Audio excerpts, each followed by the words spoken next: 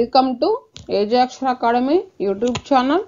In this session, I am going to discuss NTSC SAT magnetic effects of electric current.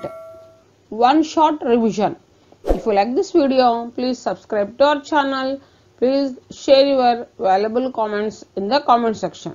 Okay, let us go to the today's session. Magnetic effects of electric current. Let us discuss. First one. According to Oersted experiment, magnetic field is associated with a current carrying conductor. So the direction of magnetic field is obtained by right hand thumb rule. When a straight conductor carrying current is held in the right hand such that the thumb is pointing along the direction of current, then the direction of folded fingers gives the direction of magnetic field around the conductor. So, according to Oersted experiment, magnetic field is associated with a current carrying conductor. So, around the current carrying conductor, magnetic field is developed. Next, the direction of magnetic field is obtained by right hand thumb rule. See the picture, right hand. Here this thumb is pointing the direction of current and these curled fingers or folded, this fingers or direction of folded fingers gives the direction of magnetic field around the conductor. So, around the current carrying conductor, magnetic field is created. This is the direction of magnetic field is obtained by right hand thumb rule. Okay. Next, magnetic field due to current element, that is Biot-Savart law. dB is equals to mu naught by 4 pi ideal sin theta by r square, where dl is the length of current element and r is the distance of point from the current element. Theta is the angle between the length of the element and the line joining the element to the point. This is the pictorial representation of the Biot-Savart law. See here we are taking a small piece of wire, that is the length of the piece of wire is dl bar, and r cap is the unit vector from dl toward the point P. This is a point P, and which is the distance of r. So, according to this Biot-Savart law, dB is equals to mu naught by 4 pi ideal sin theta by r square, where dl is the length of the current element, r is the distance of point from the current element, theta is the angle between the length of element and line joining the element to the point. Okay. Next, magnetic field due to a long straight current carrying conductor is B is equals to mu naught I by 2 pi r. Next, magnetic field at one end of a long straight current carrying conductor B is equals to mu naught I by 4 pi r. Long straight current carrying conductor mu naught by 2 pi r, and at one end of a long straight current carrying conductor is mu naught by 4 pi r. Next, magnetic field at the center of the current carrying circular arc B is equals to mu naught I theta by 4 pi r. Next, magnetic field at the center of the semicircular coil carrying current B is equals to mu naught I by 4 r. Next, magnetic field at the center of quadrant of circle carrying current, that is B is equals to mu naught I by 8 r. Center of the semicircular coil mu naught by 4 r. Center of quadrant of circle carrying current B is equals to mu naught I by 8 r. Okay. Next, magnetic field due to current carrying circular coil along its axis at a distance x from its center B is equals to mu naught ni r square by 2 of r square plus x square whole to the power of 3 by 2, where n denotes the number of turns and r denotes the radius of circular coil. Next, magnetic field at the center of circular coil carrying current B is equals to mu naught ni by 2r. Next, Ampere's circular law, that is line integral of B bar dot dl bar is equals to mu naught I net, where I net is the net current enclosed by a closed loop. Next one, magnetic field inside a long current carrying solenoid B is equals to mu naught into Ni, where N is equals to N by L, that is number of turns per unit length of the solenoid. Okay.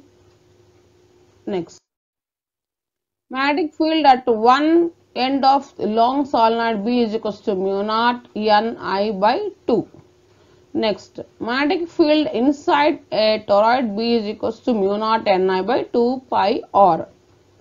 Next, magnetic force acting on a charge moving in magnetic field F is equals to QVB sin theta.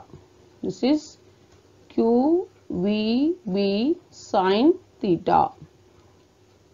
Next, maximum force, that is F maxima is equals to QVB, where V is the velocity of charged particle, B is the magnetic induction, Q is the charge, and theta is the angle between the direction of motion of charged particle and direction of magnetic field. Next, force acting on a current carrying conductor placed in a uniform magnetic field F is equals to BIL sin theta.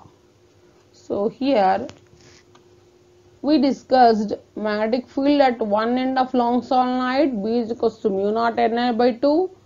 Magnetic field inside a toroid B is equals to mu naught Ni by 2 pi r. Magnetic force acting on a charge moving in magnetic field F is equals to QVB sin theta, and F maximum is equals to QVB, where V is the velocity of charged particle, B is the magnetic induction, Q is the charge, and theta is the angle between the direction of motion of charged particle and the direction of magnetic field. Next one, force acting on a current carrying conductor placed in a uniform magnetic field F is equals to BIL sin theta. F is equals to BIL sin theta. Okay. Next, the direction of force is obtained by Fleming's left hand rule, that is forefinger indicates the direction of magnetic field, middle finger represents the direction of motion of charge or current in the conductor, thumb indicates the direction of force on charge or conductor. See this pictorial representation in this picture, thumb. Here thumb represents the direction of force on a charge or conductor. Forefinger represents the direction of magnetic field. Middle finger represents the direction of motion of charge or current in the conductor. Okay. Next, according to laws of electromagnetic induction, EMF induced in a coil is equals to minus d phi by dt, that is equals to d by dt of phi nothing but NBA cos theta. Induced current I is equals to E by R. Next, the direction of induced EMF or current is obtained by Fleming's right hand rule. In Fleming's right hand rule, forefinger represents the direction of magnetic field, thumb represents the motion of conductor, and middle finger represents the direction of induced EMF or current. In this picture explains Fleming's right hand rule.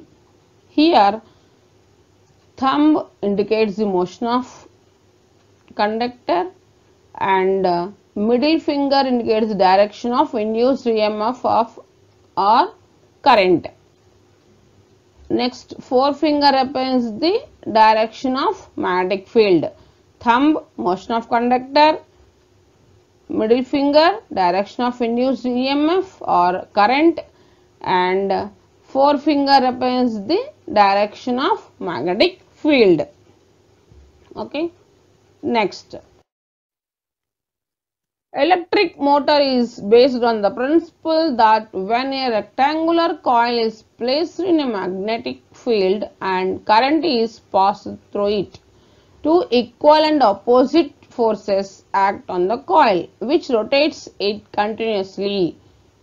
So, electric motor is based on the principle that when a rectangular coil is placed in a magnetic field and current is passed through it, two equal and opposite forces act on the coil, which rotates it continuously. Next, the speed of rotation of the motor can be increased by increasing the strength of the current in the coil, increasing the number of turns in the coil, increasing the area of the coil, increasing the strength of the coil.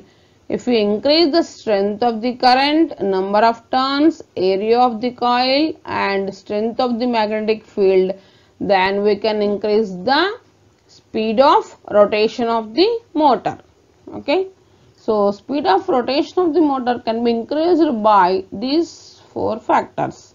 One is strength of the current in the coil, number of turns in the coil, area of the coil and strength of magnetic field. Okay. Next, AC generator generates alternating current. Next, magnitude of induced EMF in AC generator can be increased by increasing the number of turns of armature, increasing the area of the armature, increasing the speed of rotation of the armature, increasing the strength of the magnetic field. Then we can increase the magnitude of induced EMF in AC generator. Okay. Next, a DC generator generates direct current. Okay. Thanks for watching this video.